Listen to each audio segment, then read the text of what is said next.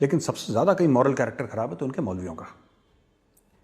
पहले भी हम जिक्र कर चुके हैं इसी वीडियो में, बच्चाबाजी से लेकर रेप से लेकर मदरसों से जो जो खबरें आती हैं, we cannot say this here openly, बहुत ही गंदगी है वहाँ पे और ये मौलवियों ने फैला रखी है। और इन मौलवियों की सबसे खास बात क्या है, ये मौलवी बिल्कुल हमारे एजेंट बन सकते हैं पाकिस्तान में। और कैसे बनेंगे? ये जो आदमी अपने को खुदा का बंदा मानता है, जो खुदा की किताब पढ़ाने का दावा करता है और फिर ऐसी गलत हरकतें करता है, इसका मतलब ना तो वो खुदा का बंदा है, ना उसका उस किताब से, मैं कुरान शरीफ की बात कर रहा हूं, ना उस किताब से उसकी कोई लॉयल्टी है, कोई वफादारी है। वो एक सेल्फिश आदमी है क्योंकि वो बच्चों के साथ और औरतों के साथ ऐसी जलील हरकतें कर रहा है। तो ये लोग हमारे एजेंट बनेंगे। कैसे बनेंगे? सिंपल सी बात है, 4-5 करोड़ रुपए का बजट है। एक मौलवी को बोला कि भाई देखो, तुम्हारी तनख्वाह की, इनको ये 5-10 रुपए मिलते हैं, ज़्यादा पैसे मिलते नहीं है। उनसे बोलना, देखो मौलवी साहब, SUV आपको देंगे, एप्पल का मोबाइल फ़ोन आपके पास होगा, मकान आपको देंगे, ठीक है, सोशल मीडिया टीम आपकी बैठेगी दुबई में, राइट, और हर महीने आपको 2 लाख रुपए फिक्स आपके दुबई से आते रहेंगे आपके पास, या मॉरिशस से, केमन आइलैंड से, कहीं से 2-2 लाख रुपए हर महीने आपके पास तनख्वाह आपकी आती रहेगी। और आपकी हर चीज का, आपके परिवार का, खानदान का, सब कुछ, we will take care of everything. आप बरेलवी हैं, आपका काम है हर हफ्ते एक वीडियो निकालना जिसमें आप देवबंदियों को गाली देंगे। देवबंदियों को गाली कैसे? इस तरीके से कि आप बोलेंगे वो गैर इस्लामी है। आपका यही काम है। ऐसे आप 15-20 मौलवी एक साथ आप बरेलवी इकट्ठा करिए पाकिस्तान के अलग अलग जगह। इनफैक्ट पाकिस्तान की मैं तो कह रहा हूं हर एक डिस्ट्रिक्ट में ऐसा एक मौलवी होना चाहिए जो कि बरेलवी हो। आप उसको पैसा दीजिए, एक सोशल मीडिया की टीम जो उसको अच्छी तरीके से एडिट करे और रिलीजियस टेक्स्ट्स का हवाला देते हुए, क्योंकि यही पाकिस्तानी करते आए हैं। जबकि कुरान शरीफ ये नहीं कहता कि शिया कौन है, सुन्नी कौन है, ये नहीं कहता कि बरेलवी कौन है, देवबंदी कौन है, अहले हदीस कौन है, सेवनर कौन है, ट्वेल्वर कौन है, ये कुछ नहीं कहता। वो तो कहता है कि तुम मोमिन हो। लेकिन उसमें गंद किसने डाली? मौलवियों ने डाली ना गंद उसमें। आम मुसलमानों ने तो नहीं डाली, मौलवियों ने गंद डाली। पाकिस्तानी मौलवियों ने जो गंद डाली है अपनी खुद की रिलीजियस टीचिंग्स में, हम तो यही कह रहे हैं कि उसका और फायदा उठाओ।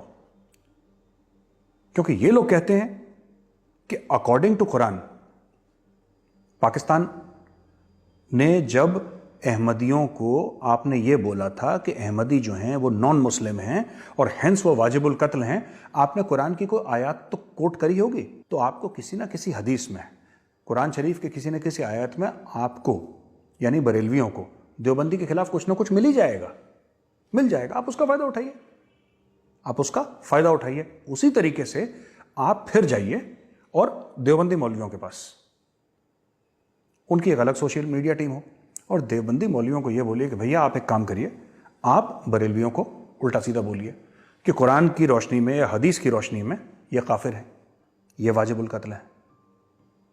6 महीने के अंदर पाकिस्तान में अर्थक्वेक आ जाएगा, क्योंकि इलिटरेसी बहुत है पाकिस्तान में। मैं गरीबी की बात नहीं कर रहा, गरीबी हिंदुस्तान में भी है, कई ऐसे मुल्क हैं जहां पे गरीबी बहुत है।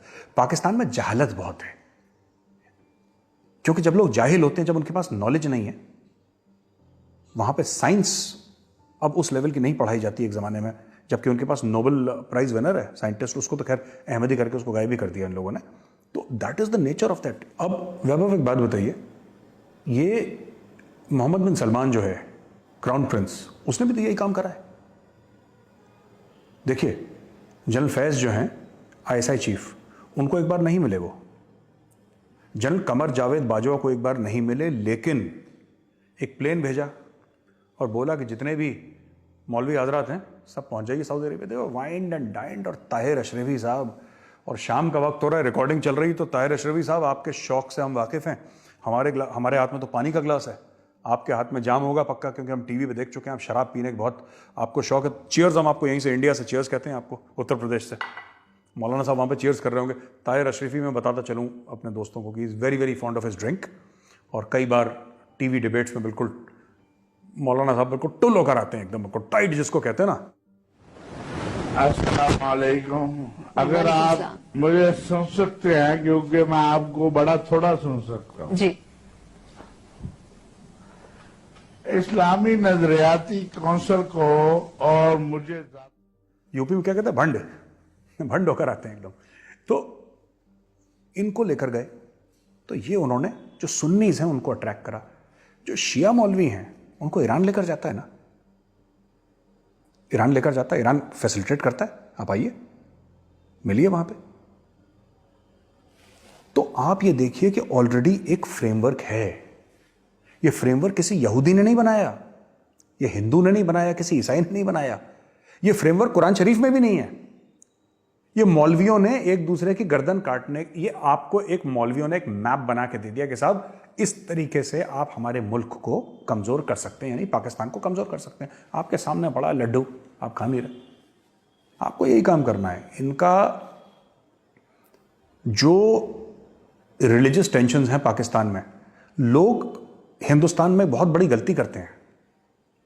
They have this thing, because इसके लिए जरूरी है कि आप इस्लाम के बारे में पढ़ें। मैं तो बहुत पढ़ता हूं, जब मुझे मौका मिलता है मैं जरूर पढ़ता हूं।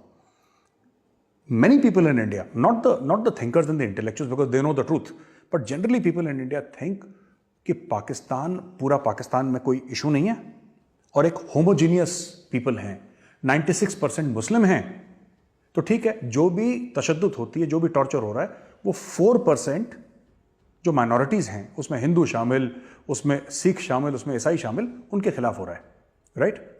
लेकिन भारत के लोगों को यह समझना चाहिए कि पाकिस्तान में जो असली खेल हो रहा है वो 4% के खिलाफ नहीं हो रहा, वो 96% हैं जो एक दूसरे के खिलाफ कर रहे हैं, वो हो रहा है। और उसका फायदा उठाने का बहुत हमें जरूरत है, और वो इस तरीके से फायदा उठाएंगे कि उनके जो रिलीजियस डिवाइड हैं उसका हमें तोड़ निकालना पड़ेगा, कैसे अंदर घुसना है। और इसमें ज्यादा पैसे भी नहीं लगने, ये आराम से काम हो सकता है पाकिस्तान में, क्योंकि पाकिस्तानी एक ऐसी कौम है जिसने हमें सबूत दिए हैं। पाकिस्तानियों ने साहब हमें हर साल सबूत दिए हैं कि हम पाकिस्तानी एक दूसरे से कितनी नफरत करते हैं। हमें मौका तो